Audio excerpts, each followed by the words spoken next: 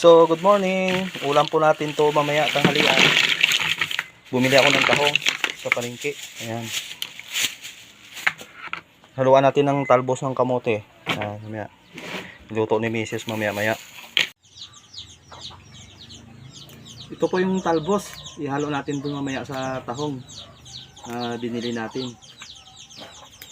Pipilian muna natin. Para masarap naman pag may gulay. Nakakamiss naman yung gulay. Minsan-minsan maggugulay din naman tayo. Kasi mayroon pag palagi ng karne gulay naman. Itanim natin tong kahoy ng kamote. Para may hindi na tayo bibili pag kumubo na. Shout out sa mga minamalaking followers. Magandang umaga po.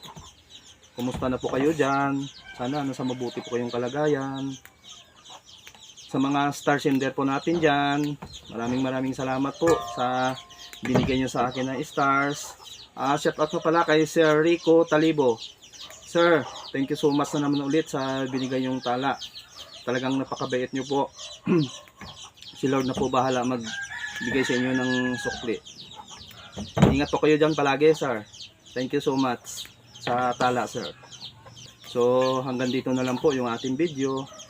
Maraming salamat sa inyong panonood at sa inyong pagsama. God bless at palagi po kayong mag-ingat dyan.